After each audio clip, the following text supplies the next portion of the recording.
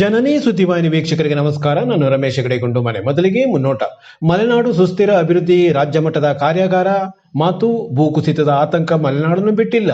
ಅಶೀಸರ ವಂಶಾಯನಿಂದ ತಾಳಮದ್ದಲೆ, ಮಣ್ಣಮೂರ್ತಿಗೆ ಚಪ್ಪಾಳೆ, ಸಹೃದಯರ ಗಾಯಕ ರಾಜೇಂದ್ರ ಬಾಳಹಳ್ಳಿ ಮಾತು. ಸಾಹಿತ್ಯ ಎಂದು ಸಂಗೀತದಲ್ಲಿ ಮುಳುಗಬಾರ.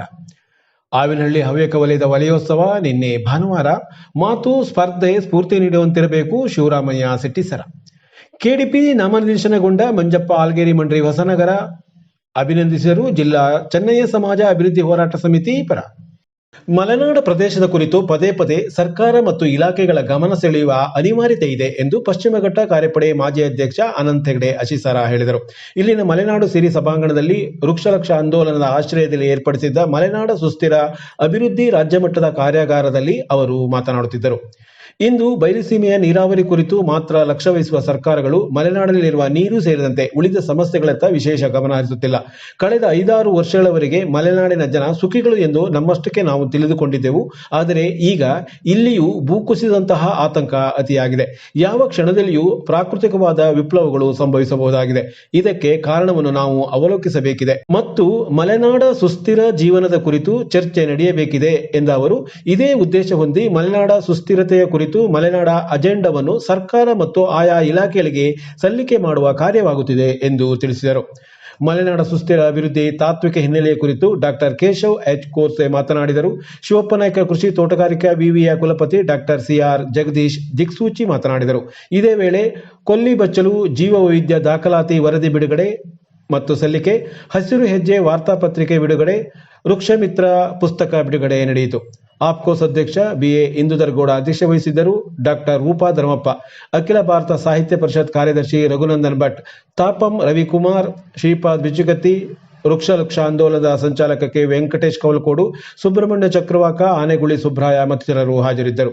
ನಂತರ ಕದಂಬ ಸಾವಯವ ಸಂಸ್ಥೆಯ ವಿಶ್ವೇಶ್ವರ ಭಟ್ ಅಧ್ಯಕ್ಷತೆಯಲ್ಲಿ ಸಮಾಲೋಚನಾ ಗೋಷ್ಠಿ ನಡೆಯಿತು. ಎಲ್ಲರಿಗೂ ಕೂಡ ನಾವು ಮಲೆನಾಡಿನ ಬಗ್ಗೆ ಪುನಃ ನಾವು ಈ ಪ್ರದೇಶದ ಮಣ್ಣಿನ ಮಕ್ಕಳು ಪಾಠ ಮಾಡ್ತಾನೆ ಇರಬೇಕಾಗ್ತದೆ.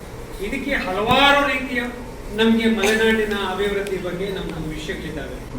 ನೀರಾವರಿ ಯೋಜನೆಗಳಿಗೆ ಇಡೀ ಪ್ರತಿ ಬಜೆಟ್ ಅಲ್ಲಿ ಸಾವಿರ ಕೋಟಿ ರೂಪಾಯಿಗಳನ್ನ ನಾವು ಬಯಲುಸೀಮೆಗಳಿಗೆ ಕೊಡ್ತೀವಿ. ಖಂಡಿತವಾಗಿ ಬಯಲುಸೀಮೆಗಳಿಗೆ ನೀರು ಬೇಕು.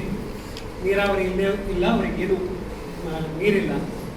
ಇಲ್ಲಿ ಸರಿ ನೀವೇನ್ ಕೊಡ್ತಿದ್ದೀರಿ? ಇಷ್ಟೆಲ್ಲ ಪ್ರದೇಶದಲ್ಲಿ ಸ್ವಾವಲಂಬಿಯಾಗಿ ನಾವು ನೀರಿನ ಕೃಷಿಗೆ ಬದುಕನ್ನ ನಾವು ನಡೆಸ್ಕೊಂಡು ಬಂದಿದ್ದೀವಿ. ನಮ್ಗೇನು ಕೊಡ್ತಾ ಇದ್ದೀವಿ? 100%, 90% ನೀವು ಆ ಒಂದು ನೀರಾವರಿ ವ್ಯವಸ್ಥೆಗೆ, ಯಾವುದು ಡ್ರಿಪ್ ಇರಿಗೇಷನ್ಗೆ ಇತ್ಯಾದಿಗೆ ಇವತ್ತು ಎಲ್ಲಿದೆ ಕೇಳಿ? ಇಲ್ಲ. ಚಿಕ್ಕದಾಗಿ ಯಾವ್ಯಾವುದೋ ಸೆಕ್ಷನ್ ಅಲ್ಲಿ ಇರ್ತದೆ ಅಂತ ಹೇಳ್ತಾರೆ. ಅದು ಬರೋದು ಒಂದು 4 ಜನ ಕೊಡೋ ತನಕ ಖರ್ಚಾಗಿ ಹೋಗ್ತದೆ. ನಮ್ಗೆ ಎಲ್ಲ ರೈತರಿಗೆ ಇಲ್ಲ. ಈ ರೀತಿಯಲ್ಲಿ ನಾವು ಮಲೆನಾಡಿನವರು ಒಗ್ಗಟ್ಟಾಗಿ ಆ ಭಾಗ ಬೇರೆ ಪರಿಸರದ ಚಳವಳಿಗಳನ್ನು ಮಾಡ್ತಿದ್ದೀವಿ. ವೃಕ್ಷಲಕ್ಷ ಆಂದೋಲನದ ಬಹಳ ದೊಡ್ಡದಾದಂತಹ ಒಂದು ಇತಿಹಾಸವನ್ನೇ ಕೇಶವ್ ಪರ್ಸೆ ಅವರು ಮೊನ್ನೆ ಪುಸ್ತಕದ ರೂಪದಲ್ಲಿ ಶಿರ್ಸಿಯಲ್ಲಿ ತೆರೆದಿಟ್ಟರು. ಇದು ಎಲ್ಲ ವಿಷಯಗಳಲ್ಲಿ ನಾವು ದೊಡ್ಡ ದೊಡ್ಡ ಯೋಜನೆಗಳನ್ನು ಬೇಡ ಅಂತಂದ್ವಿ. ಇವತ್ತು ನಮ್ಮ ಕಣ್ಮುಂದೆ ಇದೆ. ಕೊನೆಯಲ್ಲಿ ನಾವು ನಿರ್ಣಯದಲ್ಲಿ ಅದನ್ನು ಹೇಳ್ತೇವೆ. ನಾವು ಸರ್ಕಾರದ ಮುಂದೆ ಪಶ್ಚಿಮ ಘಟ್ಟದ ಸಂರಕ್ಷಣೆ ಸಲುವಾಗಿ ಏನೆಲ್ಲ ಬೇಕು, ಏನೆಲ್ಲ ಬೇಡ. ಆದರೆ ನಮ್ಮ ಇವತ್ತಿನ ಸನ್ನಿವೇಶ ಅಂದ್ರೆ ಈ ಎಲ್ಲ ಲ್ಯಾಂಡ್ ಸ್ಲೈಡು, ನಾವೆಲ್ಲ ಸುಖಿಗಳು ಅಂತ ತಿಳ್ಕೊಂಡ್ಬಿಟ್ಟಿದ್ವಿ. ಆ ಲ್ಯಾಂಡ್ ಸ್ಲೈಡ್ ಬಂದ್ಮೇಲೆ ಒಂದ್ಸತಿ ಬೆಚ್ಚಿಬಿದ್ದೋದು ಇಲ್ಲ, ನಾವು ಬಹಳ ಕಷ್ಟದಲ್ಲಿ ಬೀಳ್ತೇವೆ. ಸೊ ಈ ಮಲೆನಾಡಿನ ಈ ಜಗತ್ತಲ್ಲೇ ನಾವು ಸುಖಿಗಳು ಅಂತ ಕಳೆದ ಒಂದು 5-6 ವರ್ಷದವರೆಗೆ. ಈಚೆಗೆ ಸರ್ಕಾರದಿಂದ ಹೊಸನಗರ ತಾಲೂಕು ಕೆಡಿಪಿ ಸಮಿತಿಯ ಸದಸ್ಯರಾಗಿ ನಾಮನಿರ್ದೇಶನಗೊಂಡ ಮಂಜಪ್ಪ ಆಲ್ಗೇರಿ ಮಂಡ್ರಿ ಅವರನ್ನು ಶಿವಮೊಗ್ಗ ಜಿಲ್ಲೆಯ ಕರ್ನಾಟಕ ಚೆನ್ನಯ್ಯ ಸಮಾಜ ಅಭಿವೃದ್ಧಿ ಹೋರಾಟ ಸಮಿತಿ ಪರವಾಗಿ ಅಭಿನಂದಿಸಲಾಯಿತು. ಈ ವೇಳೆ ಜಿಲ್ಲಾ ಸಮಿತಿ ಅಧ್ಯಕ್ಷ ರುದ್ರಪ್ಪ ಬೇರೆಕೊಪ್ಪ, ಕಾರ್ಯದರ್ಶಿ ಕೃಷ್ಣಮೂರ್ತಿ ಯಡೂರು, ಹೊಸನಗರ ತಾಲೂಕು ಸಮಿತಿ ಅಧ್ಯಕ್ಷ ತಿಮ್ಮಪ್ಪ ಹೊಸಬೇಡು, ಸೊರಬ ಅಧ್ಯಕ್ಷ ನಾಗರಾಜ್ ಕಾಸರಗುಪ್ಪೆ, ರಾಜು ಆಚಾರ್, ರತ್ನಾಕರ್ ಹೊಸಬಾಳೆ ಇದ್ದರು. ಮಂಜಪ್ಪ ಆಲ್ಗೇರಿ ಮಂಡ್ರಿ ಅವರು ಈಗಾಗಲೇ ಮಾರುತಿಪುರ ಸರ್ಕಾರಿ ಪ್ರೌಢಶಾಲಾ ಸಮಿತಿಯ ಅಧ್ಯಕ್ಷರಾಗಿ, ಹೊಸನಗರ ತಾಲೂಕಿನ ಕಾಂಗ್ರೆಸ್ ಎಸ್ಸಿ ವಿಭಾಗದ ಅಧ್ಯಕ್ಷರಾಗಿಯೂ ಉತ್ತಮ ಸೇವೆ ಸಲ್ಲಿಸುತ್ತಿದ್ದಾರೆ. ಸ್ಪರ್ಧೆಗಳು ಕೇವಲ ವ್ಯಕ್ತಿಯಲ್ಲಿನ ಪ್ರತಿಭೆಯನ್ನು ಗುರುತಿಸುವ ಮಾಧ್ಯಮವಲ್ಲದೆ ಇನ್ನೊಬ್ಬರಿಗೆ ಸ್ಫೂರ್ತಿ ನೀಡುವ ಕಾರ್ಯವೂ ಆಗಬೇಕು ಎಂದು ವಿಷ್ಣುಗುಪ್ತ ವಿವಿ ಸಾಗರ ತಾಲೂಕು ಅಧ್ಯಕ್ಷ ಶಿವರಾಮಯ್ಯ ಸೆಟ್ಟಿಸರ ಹೇಳಿದರು. ಆವಿನಹಳ್ಳಿ ಹವ್ಯಕ ವಲಯದಿಂದ ಕರ್ಕಿಕೊಪ್ಪದ ಇಕ್ಕೇರಿ ಪ್ರೌಢಶಾಲೆಗೆ ಏರ್ಪಡಿಸಿದ್ದ ವಲಯೋತ್ಸವ, ಕ್ರೀಡೋತ್ಸವ ಹಾಗೂ ಪ್ರತಿಭಾ ಪ್ರದರ್ಶನ ಕಾರ್ಯಕ್ರಮ ಉದ್ಘಾಟಿಸಿ ನಂತರ ಅವರು ಮಾತನಾಡುತ್ತಿದ್ದರು. ಇಂತಹ ಕಾರ್ಯಕ್ರಮಗಳು ಸಂಘಟನೆಗಳನ್ನು ಗಟ್ಟಿಗೊಳಿಸುವುದಕ್ಕೆ ಕಾರಣವಾಗಲಿದೆ ಎಂದರು. ಯುವ ಪ್ರಧಾನ ಪ್ರತೀಕ್ ಬೆಂಕಟವಳ್ಳಿ ಪ್ರಾಸ್ತಾವಿಕ ಮಾತನಾಡಿದರು. ವಲಯದ ಅಧ್ಯಕ್ಷ ಪಿಡಿ ನಾರಾಯಣಮೂರ್ತಿ, ನಾಗರಾಜ್ ತಿಮ್ಮಣ್ಭಟ್ ಹಾಗೂ ವಿಶುಕುಮಾರ್ ಇದ್ದರು. ಸಮಾರೋಪದಲ್ಲಿ ವಿಜೇತರಿಗೆ ಬಹುಮಾನ ನೀಡಲಾಯಿತು. ವಲಯದ ಮಾಜಿ ಅಧ್ಯಕ್ಷ ವೆಂಕಟೇಶ್ ಜಗಳೇಮನೆ, ಉಪಾಧ್ಯಕ್ಷ ಗಣಪತಿ ಬೆಂಕಟವಳ್ಳಿ, ಮಾತೃಪ್ರಧಾನ ಸುಭದ್ರಾ, ರೇವತಿ ಅನಂತ್, ಅಂಬಿಕಾ, ಅದಿತಿ, ನವೀನ್, ಅಮೂಲ್ಯ, ಪ್ರತಿಭಾ, ಪ್ರಖ್ಯಾತ ಮತ್ತಿತರರು ಹಾಜರಿದ್ದರು.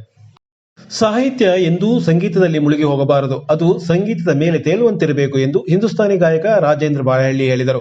ಶ್ರೀನಗರದ ನೃತ್ಯ ಭಾಸ್ಕರ ಸಭಾಭವನದಲ್ಲಿ ಶ್ರೀ ರಾಜರಾಜೇಶ್ವರಿ ಕೃಪಾಪೋಷಿತ ವಂಶವಾಹಿನಿ ಯಕ್ಷಮೇಳ ಗುಂಡುಮನೆಯವರಿಂದ ಸಂಯೋಜಿಸಲ್ಪಟ್ಟ ಪಾಕ್ಷಿಕ ತಾಳಮದ್ದಲೆ ಕಾರ್ಯಕ್ರಮ ಉದ್ಘಾಟಿಸಿ ನಂತರ ಅವರು ಮಾತನಾಡುತ್ತಿದ್ದರು. ಯಕ್ಷಗಾನವಿರಲಿ ಅಥವಾ ಬೇರೆ ಯಾವುದೇ ತೆರನಾದ ಸಂಗೀತವಿರಲಿ, ಸಾಹಿತ್ಯದ ಸ್ಪಷ್ಟತೆ ಅತ್ಯಂತ ಮುಖ್ಯ.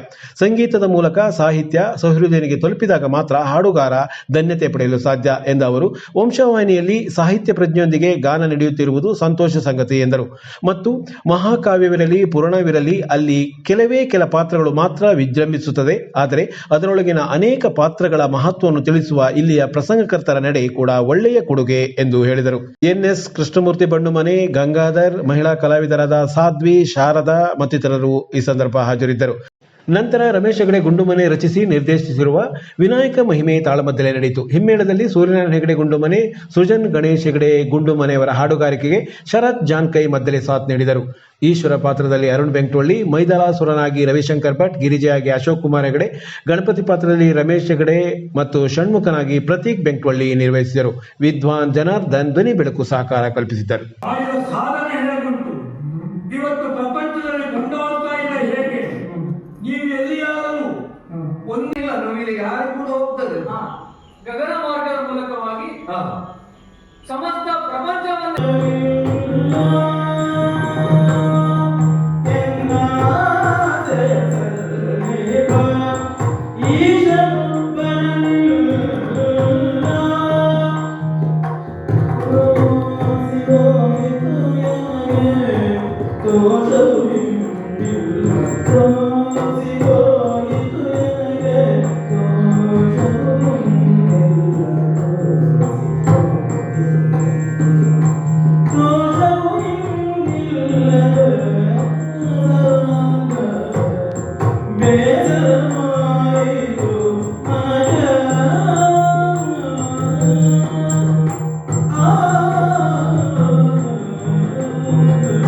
ನಮಸ್ಕಾರ.